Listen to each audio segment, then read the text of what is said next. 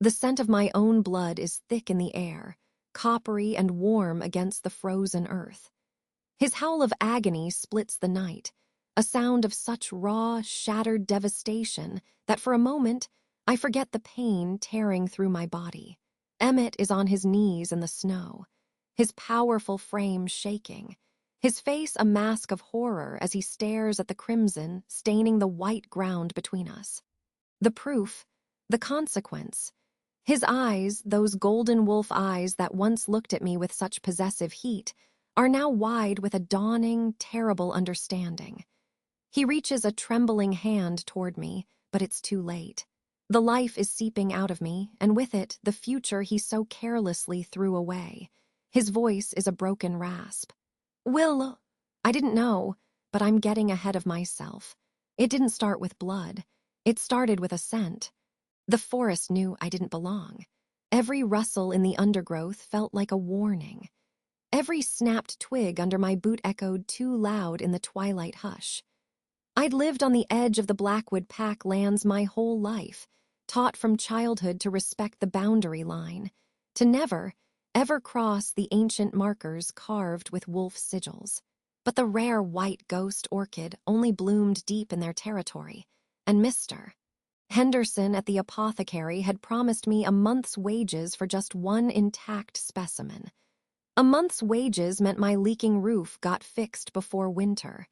It meant security, so I crossed the line. My heart hammered against my ribs, a frantic bird in a cage. The air here was different, sharper, charged with a wild energy that made the hair on my arms stand up.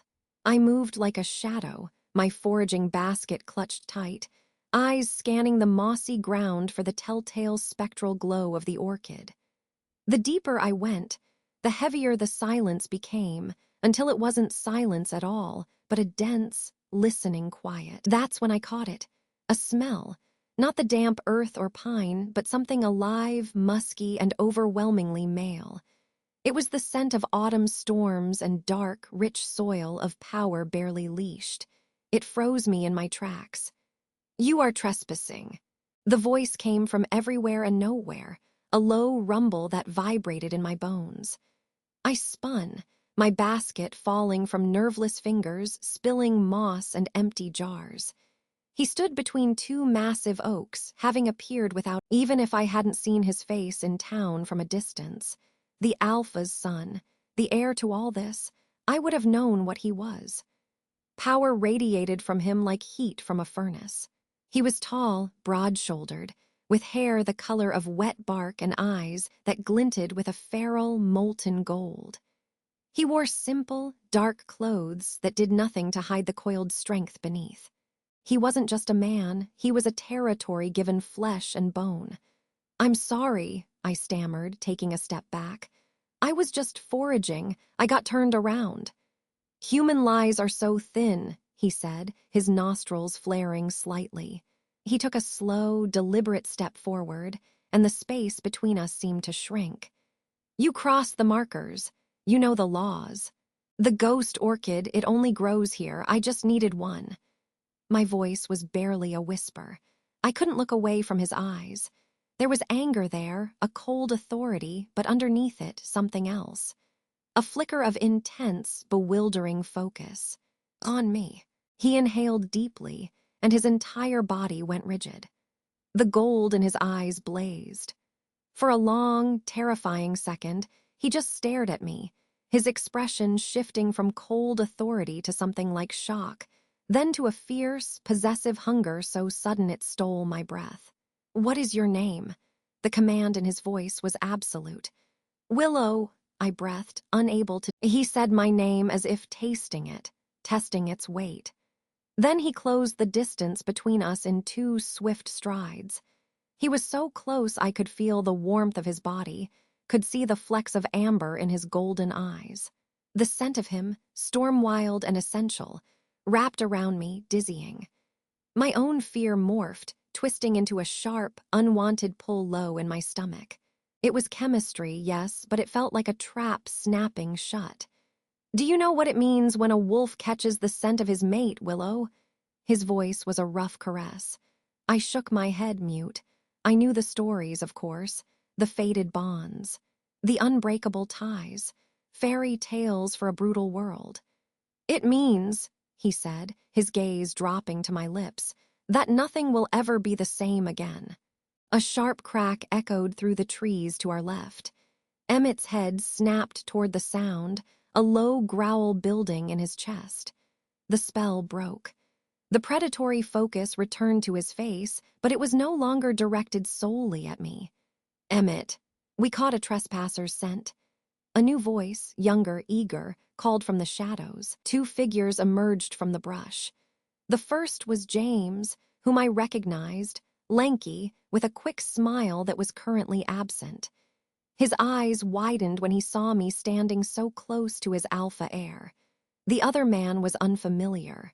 He was handsome in a sharp, cruel way, with pale blonde hair and icy blue eyes that swept over me with immediate, dismissive. Well, the blonde man drawled.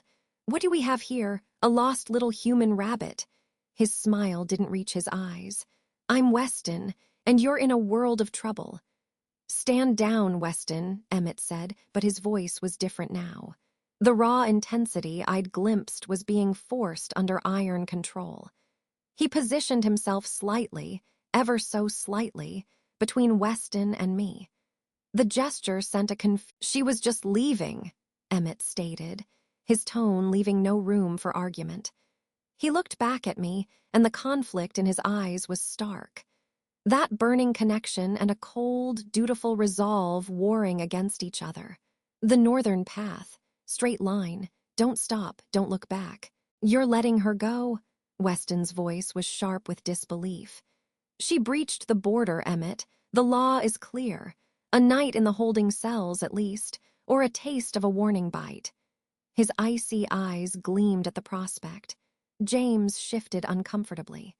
"Weston, man, she's just a human girl who got lost." "She's not just anything," Emmett cut him off, his gaze still locked on mine.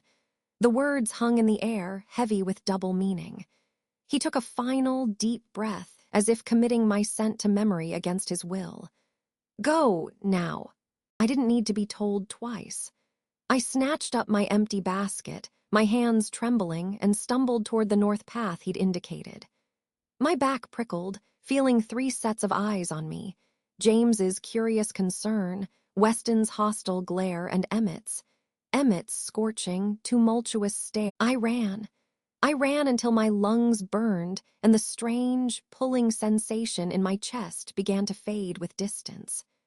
I didn't stop until I'd crossed back over the boundary line, the familiar, silent warning of the markers now feeling like a sanctuary. That night in my small cottage, I couldn't sleep. The scent of autumn storms clung to my clothes, to my skin. I could still see the blaze of gold in his eyes, hear the rough promise in his voice.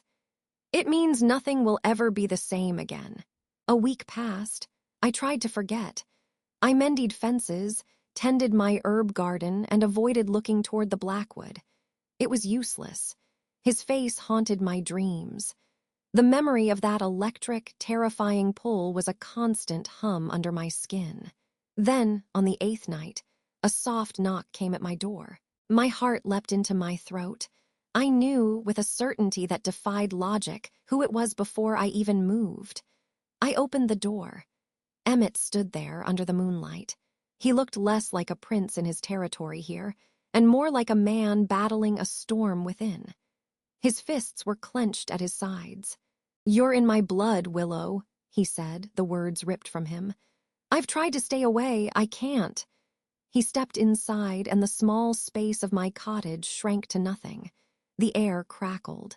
He didn't touch me, but his gaze was a physical caress. "This is a mistake," I whispered, even as I leaned toward him. "You said it yourself. I'm a human, a trespasser." "The moon doesn't make mistakes," he growled, his control fraying. "She chose you for me, a human but mine." The possessive word shuddered through me. It was madness. It was dangerous. He was the future alpha. I was a human nobody.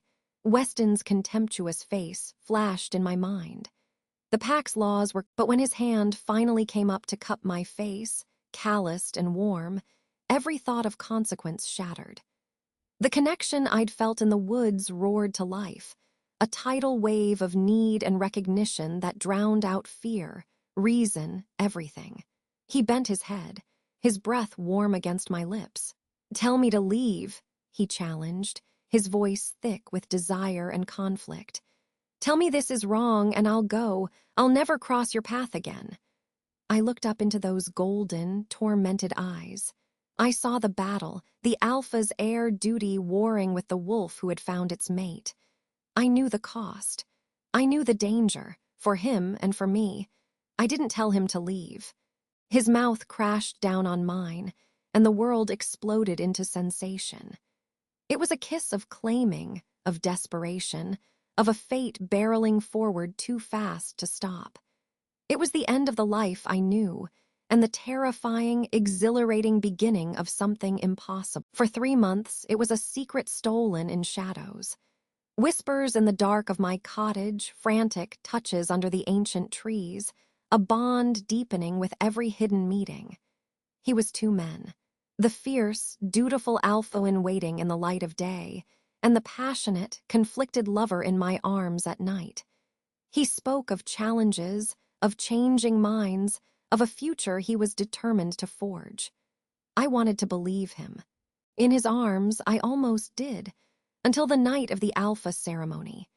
He stood on the great stone dais in the pack clearing, bathed in torchlight, his father placing the ceremonial pelt on his shoulders. The pack howled their allegiance. From the shadows at the tree line, hidden, I watched my secret lover become Alpha Emmett, leader of the Blackwood pack. His first decree as Alpha was announced to the roaring crowd by his beta, Weston, whose voice carried a vicious triumph. "By the new Alpha's command," Weston proclaimed, his icy eyes scanning the crowd as if he could sense me hiding, "the ancient law is affirmed. To ensure the strength and purity of the Blackwood line, the Alpha's mate must be of wolf blood. Any other entanglement is hereby forbidden," and the words hit me like a physical blow. I stumbled back into the darkness, the celebratory howls twisting into a cacophony of betrayal. He hadn't fought for me. He had sealed my fate with his first act of power. I waited for him in our usual spot by the old cedar, numbness giving way to a grief so profound it felt like dying. He came, still wearing the pelt, his face drawn. "Willow," he began, his voice hollow. "Don't," I choked out. "You chose your pack, your purity." The last word tasted like ash. "It's not a choice, it's my duty," he roared, but the anger was directed inward. "You don't understand what it's like, the pressure, the tradition." "I understand that you cast me away," I whispered, the truth slicing me open.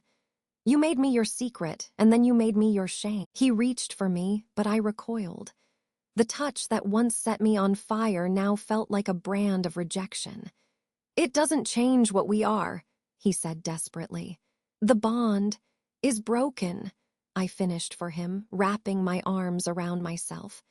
"By you. Stay away from me, Emmett. From now on, I'm just a human who trespasses. You made sure of it." I turned and walked away, leaving the Alpha of the Blackwood pack standing alone in the moonlight. I didn't look back. I couldn't. I didn't know then that the deepest betrayal wasn't just of my heart. As the weeks bled by, a new, fragile truth took root inside me, a secret of my own that his decree could never erase. The morning sickness, the fatigue, the subtle, impossible shift in my own scent. The night I finally admitted it to myself, staring at the positive test in my shaking hands, a cold, clear realization settled over my grief. Emmett hadn't just cast away his true mate. He had cast away his child. And he could never, ever know. The rain found the new leak in my roof. The steady plink, plink, plink into the tin bowl on the floor was a mocking echo of the heartbeat I now carried within me. Emmett's child. The thought was a shard of ice and a warm ember all at once. He must never know. That resolution, made in the stark silence of my cottage after seeing the confirming herbs, was the only thing holding me together. Life had become a careful performance. I went to town for Mr. Henderson, my smile brittle as old bone. I accepted his scolding for the lack of moonlace orchid with a bowed head, my mind screaming that the price for that flower had been my heart, and now, possibly, my life. I foraged at the very edges of the blackwood, my eyes scanning not for roots and berries, but for the flash of gray fur or the silhouette of a watchful wolf. The forest, once a place of secret joy, was now a wall of looming threat. My body began to change. It was subtle at first, a profound tiredness that sleep couldn't touch, a sensitivity to smells so acute the town bakery made me nauseous. Then came the morning sickness, which had the audacity to strike at all hours. I hid it as best I could, retreating into the woods to be wretched in private, my knees sinking into the moss as I emptied nothing but bile and fear. The worst was the silence. The mate bond, that faint, golden thread I'd felt between our souls, had been severed by his decree. Where once there had been a low hum of his presence on the edge of my consciousness, now there was only a hollow, aching void. It was a phantom limb, and I grieved for it daily. Sometimes, in the dead of night, I'd press a hand to my still flat stomach and imagine a new, tiny thread forming, one that was mine alone to protect. A fortnight after my discovery, the nightmares began. Vivid, suffocating dreams of being chased through the pines, not by wolves, but by shadows with Weston's contemptuous eyes. In one, I stood before the stone dais again, but this time my secret was visible for all to see, a glowing light against my dress. Emmett looked down from the dais, his expression not of regret, but of cold. I'd wake gasping, the blanket tangled around my legs. The plink, plink, plink of the leak the only sound in the dark. The need for safety, for a plan, became an obsession. My meager savings as a forager wouldn't sustain me once I could no longer work. The cottage, perched on the edge of their territory, felt like a painted target. I began to discreetly ask Mr. Henderson about foraging opportunities in the distant Blue Ridge, a week's travel away, beyond any known pack's borders. He'd grumble about the impracticality, but the seed was. One afternoon, returning from town with a pitiful bundle of common herbs, I saw him. James. He was leaning against the thick bole of an oak, just off the path to my cottage, still and silent as the tree itself. My blood turned to frost. I stopped, my basket clutched to my chest like a shield. He wasn't in wolf form, but his casual power was evident in the set of his broad shoulders. He held up a hand, palm out, a gesture of peace that did nothing to calm my racing heart. "Willow," he said, his voice low, "I mean no harm." "You're on human land," I said, my voice trembling despite my effort to steady it. "Barely," he acknowledged, pushing off the tree. He took a single step closer, then stopped, as if sensing my need for distance. "I've been asked to patrol this border, more frequently." "By Weston," the name tasted like ash. "By the Alpha," James corrected, but his eyes flickered. "You haven't been seen in the deep woods, that's wise." "I have no business there." It was the truth. My business was now survival, not. He studied me, his gaze too perceptive. It lingered on my face, which I knew was paler and thinner than before, on the way my free hand instinctively drifted to rest low on my abdomen before I forced it back to my side. A wave of dizziness chose that moment to sweep over me, a remnant of the sickness I'd fought that morning. I swayed slightly, and my grip on the basket tightened until the wicker dug into my fingers. James's nostrils flared just once, a werewolf's sense of smell. Could he scent the change, the illness, the new life? Panic, sharp and acidic, rose in my throat. "Are you unwell, Willow?" he asked, his tone careful, neutral. "I'm fine," I said too quickly. The silence stretched between us, filled with the rustle of leaves and everything unsaid. He knew I was lying. The question was, what would he do with that knowledge? "The Alpha," James began, then hesitated, choosing his words with obvious difficulty. "He does not sleep well. The pack feels his The words were a physical blow. A part of me, the stupid, traitorous part that still loved him, wept to hear it. The rest of me hardened into stone. "His rest is no concern of mine," I whispered. "He made his choice. We both must live with it." James nodded slowly, a look of what might have been pity in his eyes. "Live carefully, Willow. The borders are watched." He turned then, melting back into the forest with a predator's grace. I stood rooted to the spot until long after he disappeared, the chill of his warning seeping deeper than any winter wind. Watched, not just patrolled. I all but ran the rest of the way to my cottage, bolting the door behind me and leaning against it, my breath coming in ragged gasps. He'd smelled something. He knew. It was only a matter of time before he reported his suspicions to Weston. And Weston would not ask gentle questions. The need to flee solidified from a vague plan into a desperate imperative. I couldn't wait for Blue Ridge. I needed to go now, somewhere, anywhere. But I had no money, no supplies for a long journey, and the thought of traveling unknown roads in my condition sent fresh terror through me. That night, under the cover of a moonless sky, I did the only thing I could think of. I went to the old cedar. It was the greatest risk I had ever taken. The heart of their territory, our secret place. Every shadow seemed to hold eyes, every snap of a twig was a footstep. But buried in a hollow at the base of the great tree was a small oilcloth pouch. In it were trinkets from Emmett. A smooth river stone he'd given me on our first meeting. A silver bracelet he'd smuggled from the pack vaults, saying its moonmetal shine reminded him of my spirit. It was foolish sentiment, but now it was capital. The bracelet alone could buy me a coach ticket far from here. The clearing was eerily silent. The cedar stood as it always had, a giant sentinel holding our secrets. My hands shook as I knelt, digging my fingers into the soft, cool earth beside the roots. The hollow was there. The pouch was gone. My heart stopped.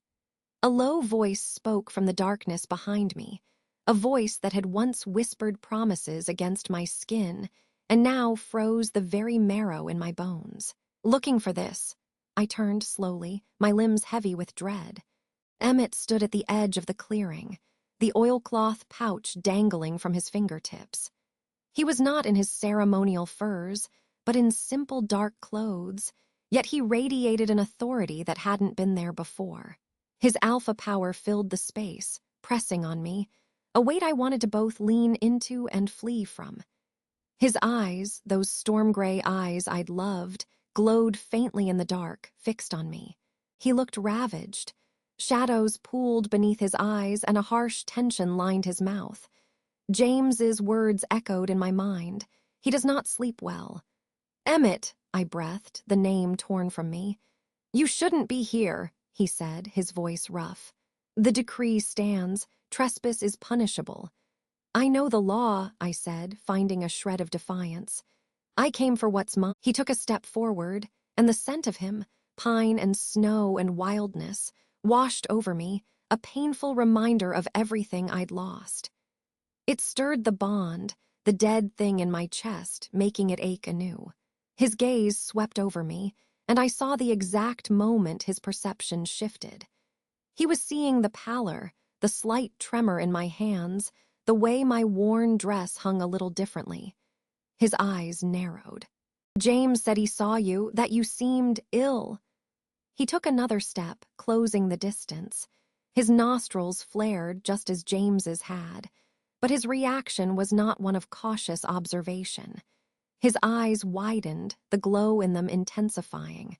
The air crackled with his sudden, volatile energy. "Willow, what is it?" He could smell it. The pregnancy. The unique, subtle shift in my scent that screamed of his bloodline. Horror and a wild, impossible hope warred in his expression. I took a stumbling step back. "Nothing, I'm just tired. Please, just give me the pouch and I'll go." "You're lying." His voice dropped to a growl, low and dangerous. "The bond is broken, but my nose is not. Tell me." He commanded it, his alpha power lacing the words, trying to compel a truth I would die to protect. It broke the last of my control. "You lost the right to command me," I cried, the words bursting forth. "You made your choice on that stone dais. You don't get to ask me anything ever again." I turned to run, a futile, desperate flight. He was on me in an instant, his hands closing gently but immovably around my upper arms. He spun me to face him, and his head dipped, his face burying against the curve of my neck. He inhaled deeply, a long, shuddering breath. He went utterly still. For a moment, there was no sound in the world but the frantic drum of my heart. Then, a tremor ran through him. He lifted his head. The rage was gone, replaced by a look of such staggering, shattered shock that it stole the breath from my lungs. His gaze dropped to my stomach, then flew back to my face. His own had drained of all color. "Willow," his voice was a broken thing, barely audible. The glow in his eyes had died, leaving only a depth of raw, uncomprehending pain. "By the moon, He couldn't even say it. The truth he had discovered broke over him like a wave, and the alpha heir, the mighty leader of the Blackwood pack, looked as if he had been struck to his soul. His grip on my arms loosened, not from release, but from sheer, incapacitating shock. In that frozen, silent second of his devastation, a new sound cut through the night. From the direction of the pack clearing, a long, urgent howl ripped through the air. It was a summons laced with alarm. It was followed by another and another, Weston's voice sharp and commanding. Emmett's head snapped up, his body tensing. The howls were closing in, coming toward us. They had caught our scent. His eyes met mine, the shock in them crystallizing into a terror that mirrored my own. He wasn't afraid for himself. He was afraid for me. "Run!" he breathed, the word a desperate, agonized command. He shoved the oilcloth pouch into my hands and gave me a fierce, frantic push toward the human side of the border. "Now, Willow. Run!" But as I stumbled into a sprint, the thunder of approaching paws already vibrating through the earth, I saw him turn not to follow me, but to face the oncoming pack. He was going to stand between them and me. The command was a whip crack in the silent grove. "Run." Emmett's face, a mask of shattered composure, was the last thing I saw before my body obeyed. I clutched the pouch to my chest, my other hand cradling the swell of my stomach, and I fled. The thunder of approaching paws and the rustle of undergrowth chased me, a terrifying symphony that grew louder with every heartbeat. But between that sound and me was Emmett. I didn't look back. I ran until my lungs were strips of burning leather and a sharp stitch stabbed my side. I didn't follow the path, but plunged through the thickest brush, thorns catching my dress and hair. The sounds of the hunt, the excited yips, the deep-throated baying echoed through the forest, but they didn't seem to be following me. They converged on the old cedar, on him. Finally, I stumbled into the small, dank hollow where a fallen oak created a natural shelter. I crawled into the space beneath its trunk, pressing myself into the damp earth and rotting leaves. There, I listened, every muscle. The sounds from the grove were chaotic. I heard Weston's voice, sharp and questioning, though I couldn't make out the words. I heard a low, answering rumble that could only be Emmett. There was no snarl of attack, no sound of struggle. After what felt like an eternity, the sounds of the pack moved away, heading deeper into the territory, not toward the border. The hunt, it seemed, was continuing, without me as the quarry. My breath came in ragged, silent sobs. He'd turned them away.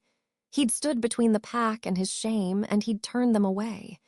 The realization didn't bring comfort. It brought a fresh wave of terror. What had he told them? What would he do now? He knew. The one secret I had to keep. The one truth that could destroy any chance of my quiet escape was now known to the alpha who had cast me out. I waited in the hollow until the deep blue of twilight settled into the black of night. Only then, stiff and cold, did I creep out and make my way home. Every shadow was a sentinel, every owl's hoot a warning howl. I expected Emmett to be waiting at my cottage. The door was still latched as I'd left it, the interior dark and silent. I barred the door and leaned against it, sliding to the floor. The pouch. I spilled its contents onto the rough-hewn planks. The locket with my mother's portrait, a few silver coins, the smooth river stone Emmett had given me on my 17th birthday. It was everything I had of value, and it wasn't enough. Not anymore. The plan to slip away to the next town, to find work as a seamstress or a cook, was ashes. Emmett knew I was carrying his child. He would be looking for me. The borders would be watched more closely than ever. James's warning now felt like a prophecy. A new, more desperate plan began to form in the exhaustion of that long night. I couldn't run to another town. The pack's reach was long, and a pregnant woman traveling alone would be remembered. I had to disappear into a place even the Blackwood pack would not tread. The northern wastes. It was a place spoken of in hushed tones by the elders in town. A barren, rocky expanse beyond the farthest edge of pack territory, said to be cursed and lifeless. No wolf went there. It was my only chance. For the next 2 days, I became a ghost in my own home. I didn't go to town. I didn't forage. I packed a small, rugged knapsack with what I would need. My knife, flint, a water skin, the last of my dried meat and hardtack, a wool blanket. I sewed my coins into the hem of my cloak. I waited for the knock on the door, for the sound of his voice, for the inevitable confrontation. It didn't come. On the third morning, as a cold drizzle misted the forest, I knew I couldn't wait any longer. My window to travel before my condition became too burdensome was closing. I shouldered my pack, took one last look at the only home I'd ever known, and slipped out the back, melting into the tree line. I moved like a wraith, using every trick Emmett himself had taught me years ago to move silently through the woods. I avoided the known patrol paths, sticking to the rocky stream beds and dense thickets. I was heading north, skirting the very edge of the Blackwood territory, aiming for the unmarked wilds beyond. I had been walking for most of the day, the drizzle a constant, chilling companion, when I felt it. A prickle on the back of my neck, a sensation of being watched that was so intense it froze the blood in my veins. It wasn't the vague unease of the forest. This was specific, focused, predatory. I ducked behind the broad trunk of a pine, pressing my hand against my mouth to quiet my breathing. I listened. The drizzle pattered on the leaves. A jay scolded in the distance. And then the softest crunch of a footfall on wet pine needles. My heart hammered against my ribs. I peered around the trunk. He stood 20 paces away, a tall, dark silhouette between the trees. Emmett.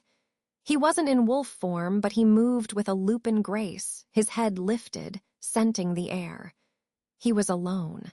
His eyes, that stormy gray I knew so well, scanned the forest and then locked directly on my hiding place. He knew I was there. He'd known the entire time. Willow. His voice was low, rough, as if he hadn't used it in days. It wasn't an alpha's command. It was just my name, and it held a world of anguish. I didn't move. I couldn't.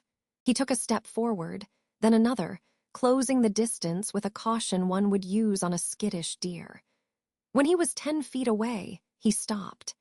His gaze swept over me, from my damp, tangled hair down to the worn boots on my feet, lingering on the knapsack on my back and finally, inevitably, settling on my abdomen. The pain that flashed across his face was so raw it was a physical blow. "You're leaving," he said. It wasn't a question. You gave the order, I whispered, my voice trembling. No human on Pack lands. I'm following your first decree, Alpha. He flinched as if I'd struck him. Don't, he growled, the word choked. Don't call me that. Not here, not now. What would you have me call you? A spark of my old defiance flickered, fueled by fear and a torrent of hurt. You made it very clear what we are, what I am. He ran a hand through his dark hair, a gesture of utter frustration and exhaustion. I can smell your fear, Willow, and I can smell the child. His voice broke on the last word. How long were you going to hide this from me? Forever, I said, the truth ripped from me. It was the only way to keep them safe. From your laws, from your beta, from you. He took an involuntary step forward, his hand half reaching out before he clenched it into a fist at his side. You think I would harm my own? He cut himself off, a low rumble building in his chest. The moment I scented it, Willow, you have no idea. You have no idea what that did to me. I saw it then, the cracks in his alpha facade. The shadows under his eyes were deep. His jaw was tight with a tension that spoke of sleepless nights. The perfect control he'd exhibited on the dais was gone, replaced by a volatile, barely contained storm. What do you want, Emmett? I asked, exhaustion seeping into my bones. To drag me back, to make an example of the human who corrupted the alpha heir. I want to fix this. The words burst from him, too loud in the quiet forest. He lowered his voice, forcing it into a strained calm. I didn't know. I swear to the moon I didn't know. If I had. He trailed off, the impossibility of that alternate future hanging between us. If you had, you still would have stood on that stone and said those words, I said, the certainty like ice in my veins. Your duty would have demanded it. Weston would have demanded it. Nothing would have changed. Everything has changed, he insisted, his eyes blazing. This is my child, a part of my soul, of my pack. This changes everything. It doesn't change what I am, I said softly, hugging my arms around myself. I am still human, and this, I gestured to the life growing inside me, is by your own law an abomination, a half-breed, a stain on the pure Blackwood line. Isn't that what Weston calls it? Emmett looked as if I'd plunged a knife into his gut. I am the alpha. My word is law. And your first law was to cast me out, I reminded him, relentless in my grief. Which law will you break, Emmett? The one that upholds your precious traditions, or the one you just made? The conflict raged across his face, a war between the alpha he was raised to be and the man I once knew. The man who had met me at the old cedar, who had whispered promises under the stars. That man seemed to surface, his voice dropping to a desperate, hushed plea. Come with me, not to the pack clearing, somewhere safe, somewhere I can protect you, both of you. Where? I asked, incredulous. There is no safe place for me in your world. Your protection is a thread that snaps the moment your pack challenges you, and they will. Weston will. I shook my head, backing up a step. My only safety is where you are not, where the Blackwood pack holds no sway. The northern wastes, he said, his voice sharp with alarm. You'll die there. The cold, the lack of game, you're not strong enough, not in your condition. I am stronger than you know, I fired back. I've survived your rejection. I will survive this. He was before me in 2 swift strides, his hands coming up to grip my shoulders. His touch was electric, a jolt that went straight to my core, awakening the dormant mate bond I had tried so hard to bury. A small, broken sound escaped my throat. His scent, pine and snow and wildness, enveloped me, and for a dizzying second, every cell in my body yearned to lean into him, to forget it all. His fingers gentled, his thumbs brushing the wet wool of my cloak. He bent his head, his forehead nearly touching mine. His breath was warm against my lips. Please, he whispered, the alpha gone, leaving only a shattered, pleading man. Don't go to that barren place. Let me find a way. Give me time. In that moment of weakness, with his hands on me and his plea in my ears, I almost believed him. I almost said yes. Then a new scent reached me on the damp air. Wolf. But not just any wolf. The sharp, aggressive scent of black spruce and iron. Weston. Emmett smelled it a fraction of a second before I did. His head snapped up, his body going rigid. His eyes, which had been soft with anguish, hardened into chips of flint. The alpha slammed back into place. "He's tracking me," Emmett hissed, his voice all business now. "He must have caught our scents mingled." He looked at me, a frantic calculation in his eyes. "You have to go, now. Stick to the rocky ground up ahead, it will hide your trail. Go north, but not to the wastes.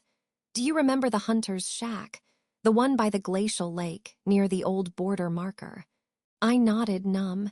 It was a derelict place, used decades ago and forgotten by most. "Go there. Wait for me. I will deal with Weston. I will come for you." It was an order, but it was wrapped in a promise so fierce it stole my breath. "Emmett, go, Willow," he urged, giving me a gentle push. "For the sake of our child, go."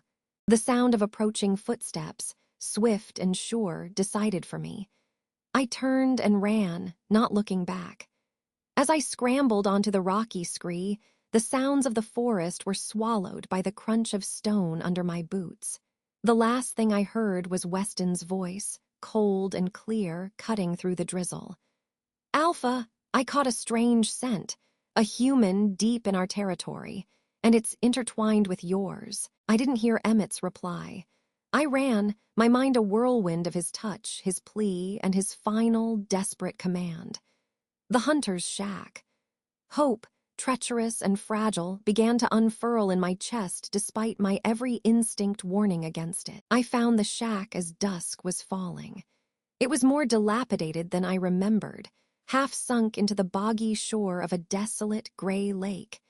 It smelled of rot and old animal, but it had 4 walls and a mostly intact roof. Exhausted, I built a small, shielded fire in the old stone hearth, using the last of my dry kindling. I ate a piece of hardtack, my ears straining for any sound beyond the wind moaning through the cracks in the walls. I waited. Hours passed. The fire died to embers. The moon rose, casting a sickly light on the still lake. He didn't come. The hope curdled into a familiar, cold dread. Had Weston not believed him? Had there been a confrontation? I wrapped myself in my blanket, shivering, one hand resting on my stomach. "I'm sorry," I whispered into the dark, to the child, to myself, for hoping. Just before dawn, as the first birds began to tentatively chirp, I heard it. Not a footstep, but the soft, heavy pad of a large animal. A wolf. It was outside the shack, circling. My blood ran cold. It wasn't Emmett's scent. The pad of feet stopped right outside the warped wooden door. There was a long, silent pause. Then, a low, menacing growl vibrated through the rotten timber, and a deep, familiar voice, thick with contempt and triumph, spoke from the other side. "A little human mouse," Weston sneered. "Did you really think you could hide from me?" The door did not open. It exploded. Splinters of old wood rained down as Weston filled the doorway, his massive frame blotting out the dawn light. His eyes, a cold, pitiless amber, locked onto me where I stood frozen in the center of the single room. The scent of pine, frost, and aggressive dominance flooded the shack, smothering the last traces of Emmett's promise that had lingered here. "Hello, little forager," he said, his voice a low growl that vibrated in the rotting floorboards. He took a single, deliberate step inside, his gaze sweeping the empty space, the cold fireplace, the rumpled blanket. "Quite a distance from your leaky cottage, or the old cedar." My hand flew to my stomach, a useless, instinctive shield. He noted the movement, his nostrils flaring. "I followed the trail of a desperate creature," he continued, taking another step. The doorframe groaned behind him. "And the scent of my alpha, thick with fear and regret, they led right here. To you, his eyes dropped to my midsection again, and the smile vanished, replaced by a look of pure, unadulterated revulsion. And to that, I found my voice, though it was a thin, brittle thing. Alpha Emmett, Weston snarled, the command in his voice a physical blow that made me flinch.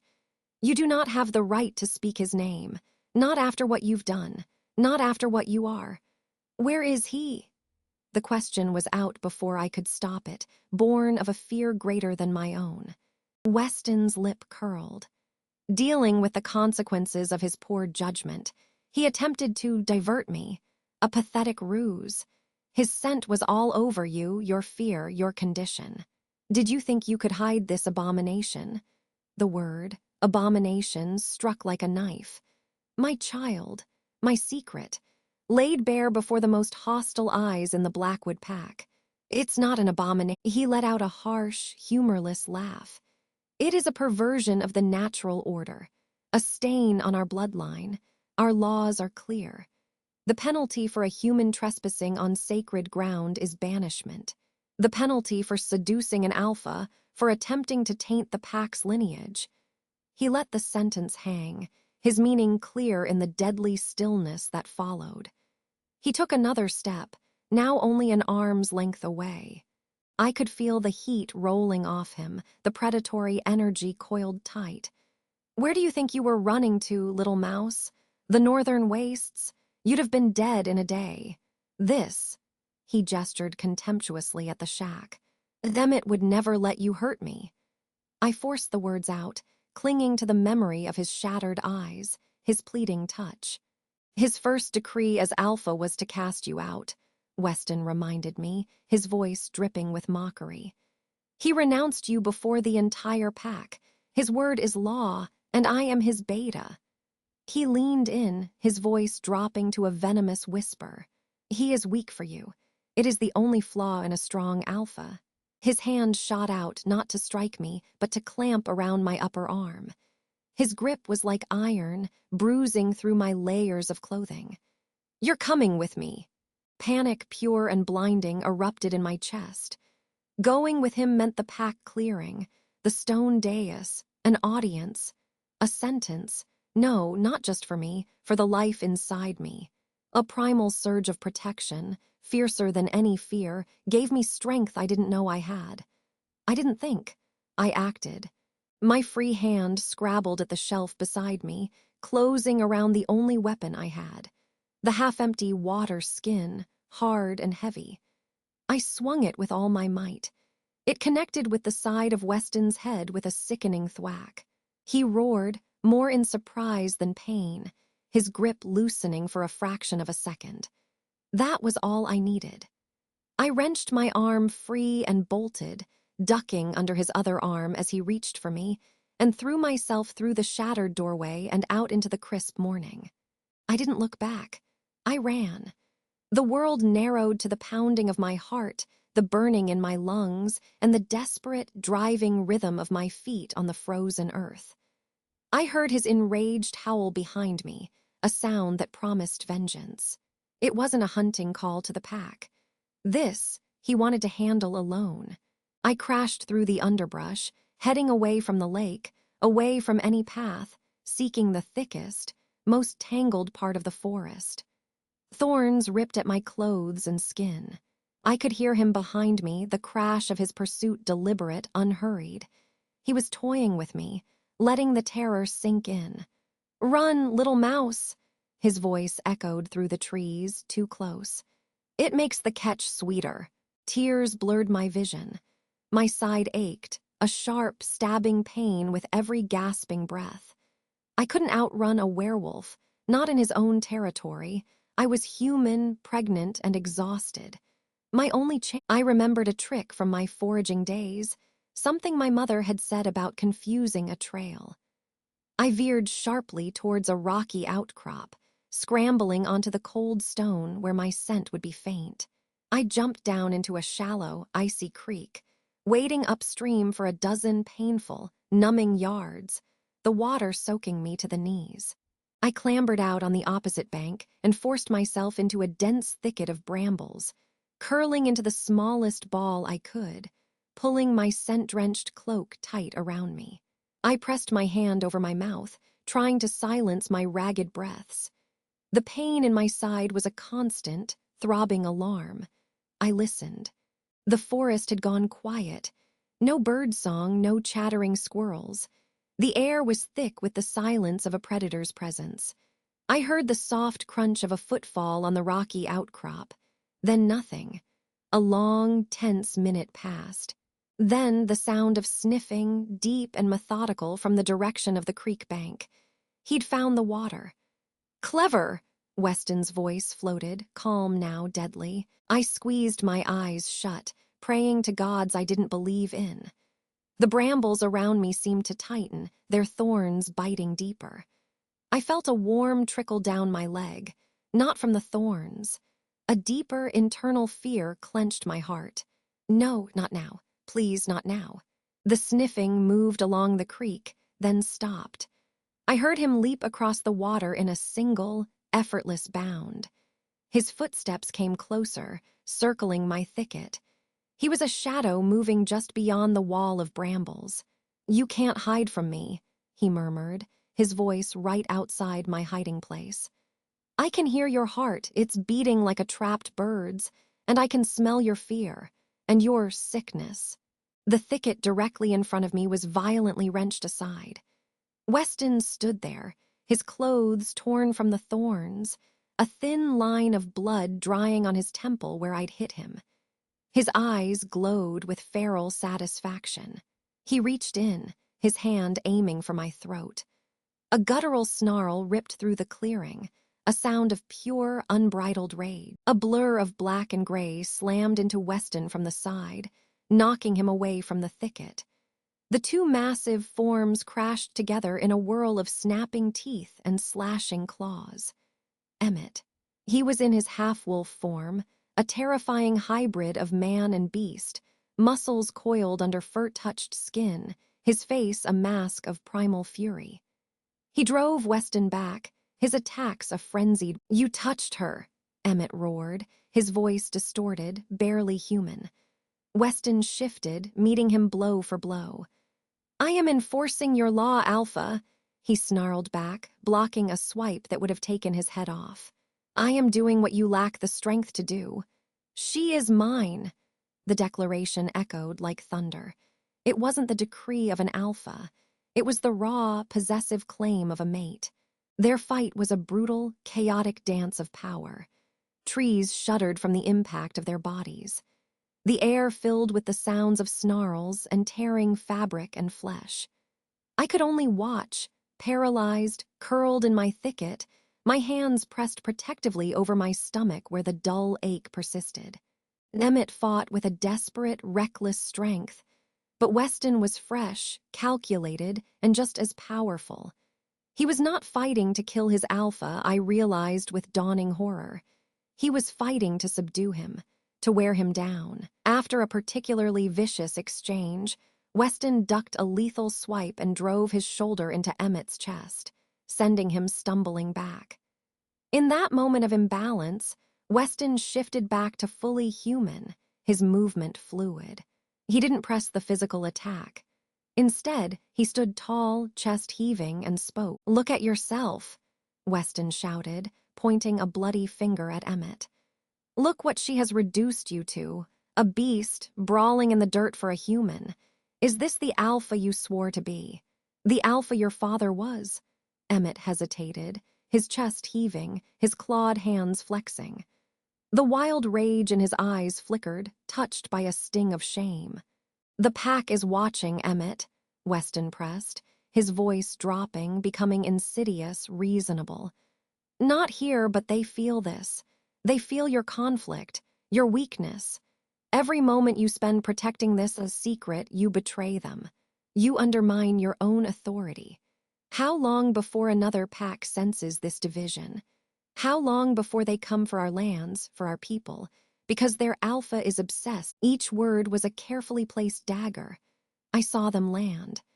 I saw the fight drain from Emmett's posture, replaced by a heavy, agonized burden.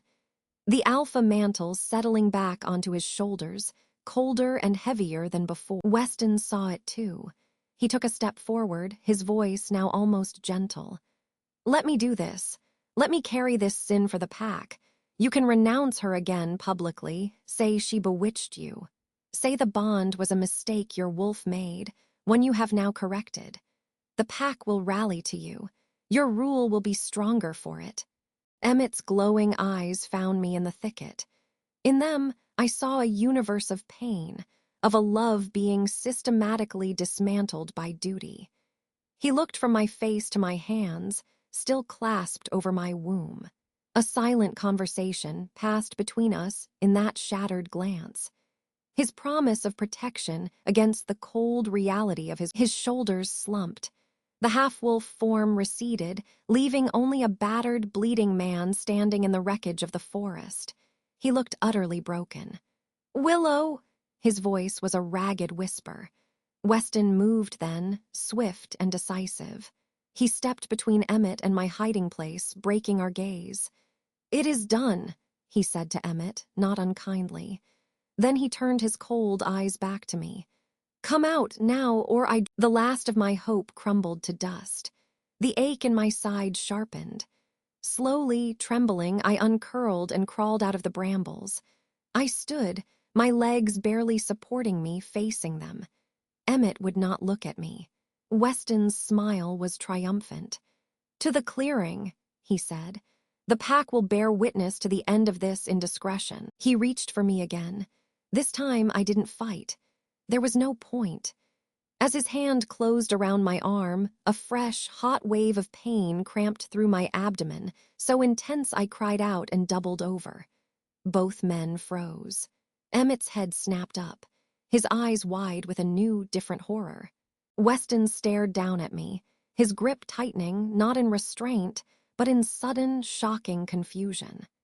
His gaze shot to the ground between my feet, then back to my face, his triumphant sneer dissolving into something like disbelief. I followed his look. There on the frost-whitened moss were a few bright, crimson drops. Weston dropped my arm as if it had burned him. He took a stumbling step back, his eyes locked on the blood. "No," he breathed, the word full of a terror that had nothing to do with pack law. "It's too soon. It can't be." Emmett was at my side in an instant, catching me as my knees gave way. His arms were around me, his face ashen. "Willow." But I wasn't looking at him. I was watching Weston. The beta, the unyielding enforcer, the contemptuous wolf, was staring at the tiny red spots with an expression of utter, life-shattering devastation. His hard amber eyes glistened, his breath coming in short, sharp gasps. He looked from the blood to my pain-twisted face, and a raw, wounded sound escaped his throat. A sound that belonged. "Liana," he whispered, a name that hung in the frozen air like a ghost. Then his knees buckled. He didn't fall, but he swayed, bracing a hand against a tree, his head bowed. The invincible beta was gone, replaced by a man staring into an abyss of his own making. Emmett held me, his body rigid with panic, his eyes darting between Weston's collapse and my own. "What is it?" he demanded, his voice rough. "Weston, what is happening?" Weston didn't answer. He just kept staring at that blood on the ground, his whole world, his every certainty, and in that moment of shared, paralyzing horror, a new sound cut through the forest. A sound that froze the blood in my veins even more than Weston's grief or Emmett's fear. From the direction of the pack clearing, carried on the wind, came the long, rising howl of a sentry. It was not a call of routine. It was a warning. An enemy was at the gates.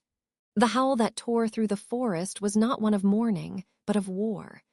It shattered the frozen tableau of Weston's grief, my pain, and Emmett's broken stare. Weston's head snapped up, his eyes, still swimming with a private agony, clearing into a razor-sharp focus. The blood on the ground between us was forgot. "The clearing," Weston snarled, his voice rough. He looked from Emmett to me, conflict warring in his gaze. The enemy at the gate was a more immediate threat than the enemy within. Emmett was already moving, the alpha surfacing through his personal devastation. Weston to the clearing, now. And her. Emmett's eyes locked with mine.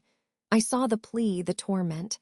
The howls multiplied, closer now, filled with fury and the clash of bodies. The pack was under attack. His pack. He was their alpha even now, especially now. "Take her to the holding den," Emmett commanded, his voice hollow. "Guard her, this isn't—" It felt very much over. The holding den was a pit dug into the earth beneath the roots of a great fir, used for trespassers and prisoners awaiting judgment. It was where I would await mine. Weston didn't hesitate. He yanked me to my feet, his grip impersonal, efficient. The brief, shattered man who had whispered Liana was gone, buried again.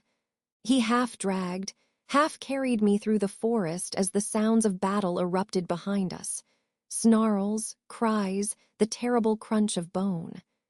I stumbled, the cramp in my abdomen a constant, sickening companion. The den was on the far side of the pack clearing, and as we skirted the tree line, I caught a horrific glimpse of the wolves, larger and darker than the Blackwood wolves, swarmed the stone dais. Blood stained the sacred ground. I saw James, in his wolf form, locked in combat with a brindled beast.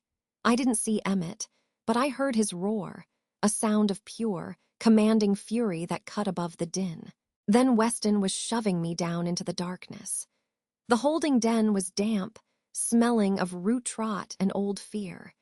He threw a heavy, barred grate of woven ironwood over the opening, plunging me into near blackness.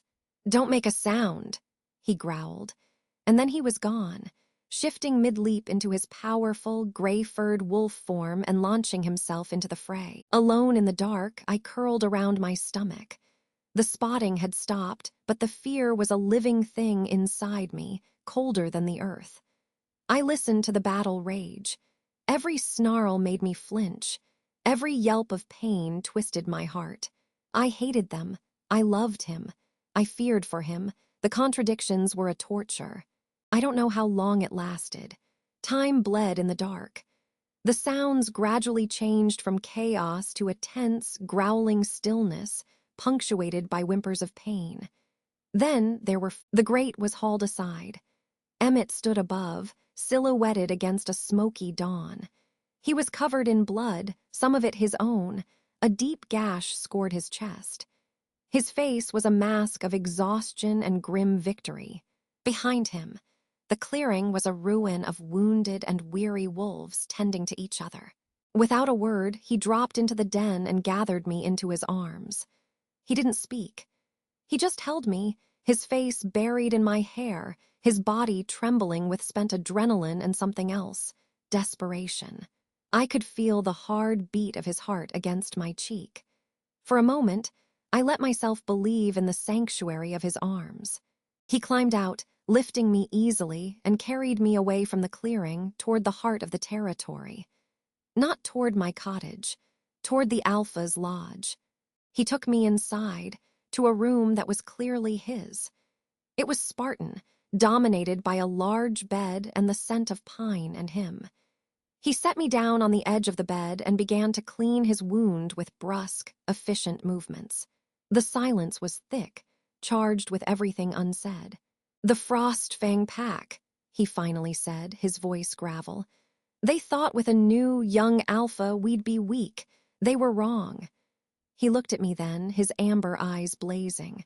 "But they're not the only threat to this pack, Willow." The door opened. Weston stood there, also bloodied, one arm hanging at an odd angle. His eyes went from Emmett to me, sitting on the Alpha's bed, and his jaw tightened. "The wounded are seen too. We lost too. The Frostfangs lost more. They've retreated." Emmett gave a single, sharp nod. Weston didn't leave. He stepped inside, closing the door. "The immediate threat is dealt with, Alpha. Now we must deal with the lingering one." His gaze was a physical weight on me. "The pack is restless. They smell the human. They smell the change on you. They know something is wrong." "I will address them," Emmett said, his tone leaving no room for argument. Address them with what? Weston challenged, his voice low and urgent. With the truth that their alpha's mate is a human carrying his child, that the first decree you ever made was a lie. It will shatter them, Emmett. It will shatter you. Your father's legacy, the strength he built, it will crumble. The frost fangs will return, and next time we will not stand. Emmett turned on him, a growl building in his chest. What is your solution, Beta? You saw the blood. You know what it might mean. A flicker of that profound pain crossed Weston's face again, so fast I almost missed it. I saw, he said, his voice strangely hollow. And it changes nothing of the law. The child, if it lives, is a danger, a hybrid, an abomination in the eyes of every pack law we uphold. Its existence undermines everything. It must be dealt with, and she must be exiled. No, the word was a primal force from Emmett. He stepped between Weston and me. She is mine. The child is mine. I will not cast them aside again. Then you choose her over your pack, Weston said, and it wasn't an accusation, it was a death sentence. And as your Beta, sworn to protect this pack above all, even from its alpha, I cannot allow that. The standoff was absolute. I saw the agony in Emmett's frame. The weight of the crown he'd never wanted was crushing him. I saw the fanatical certainty in Weston's. And I saw my future and my child's future dangling between them, a future of hiding, of fear, of being a weapon used to break the man I loved. The words left me, quiet but clear in the tense room. He's right. Both men turned to stare at me. Emmett's face was stricken. Willow, no. He is, I continued, my hand resting on my stomach. The cramp had faded to a dull ache, a reminder. I heard the battle, I saw it. This pack is your life, Emmett, your duty. I will not be the crack that destroys it. And I will not let our child be born into a war, hated, hunted as a thing. I looked at Weston. You want me gone, I will go. It's not that simple, Weston said, but some of the fire had left his eyes. The child is my responsibility, I said, meeting his gaze. Not the pack's. You exile me. You make it public, final. You strengthen your alpha's decree. And I disappear, for good. Emmett was shaking his head, a low, continuous denial rumbling in his chest. I won't lose you again, I can't. You lost me the moment you became alpha, I whispered, the truth a bitter ash on my tongue. This, us, it was always a dream, Emmett. The real world is made of stone daises and pack law and enemies at the gate. I don't belong in that world. I never will. The silence that followed was the most profound sound I had ever heard. It was the sound of an ending. Weston studied me for a long moment. He looked at my hand on my stomach, and that shadow, Liana's shadow, passed behind his eyes again. When he spoke, his voice was different, not softer but resolved. There is a place, beyond the northern wastes, a valley, isolated, protected by geography. No pack claims it. It is neutral ground. He paused as if the words cost him. I will swear on my bond that you reached it, and then you will be gone. The pack will believe the wilderness claimed you. It was a mercy I hadn't expected from him, a solution that spared Emmett the sin of casting me out himself. Emmett looked like he was being torn apart. He fell to his knees before me, taking my hands in his blood-stained ones.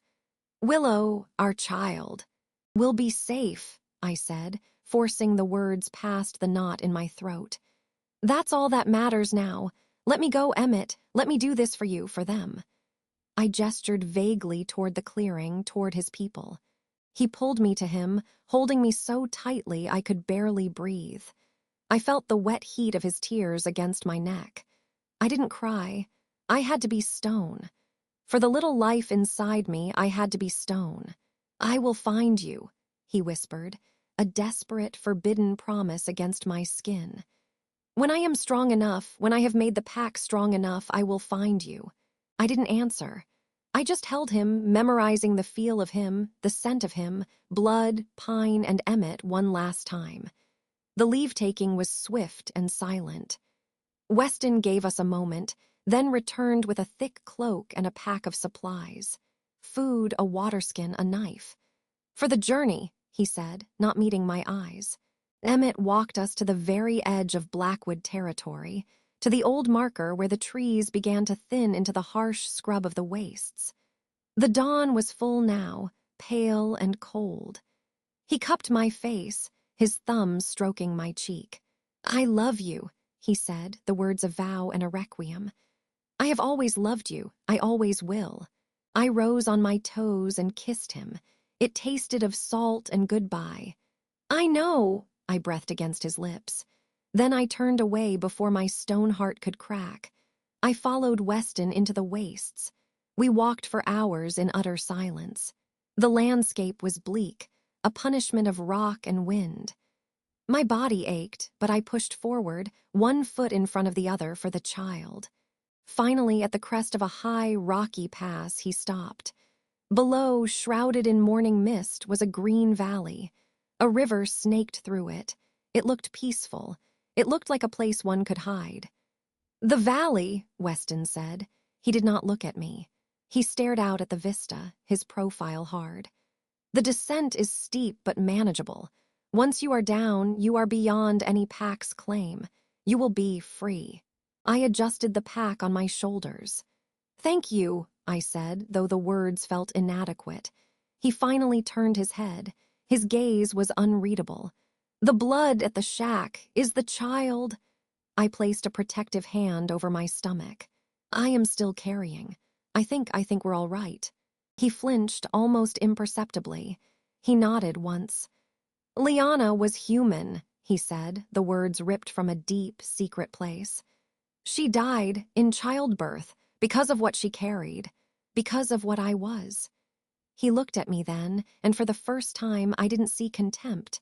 I saw a reflection of my own terror. "Do not let his love be the death of you, Willow.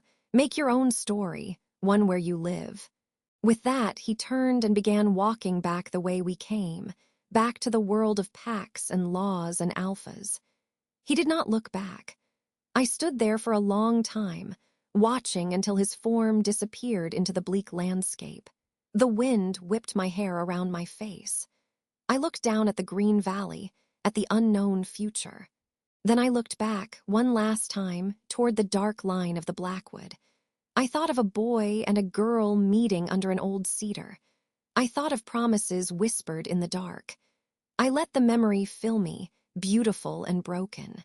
Then I turned my face to the sun, to the valley, to the life growing within me. I took a deep, shuddering breath of free air, and I began the climb down.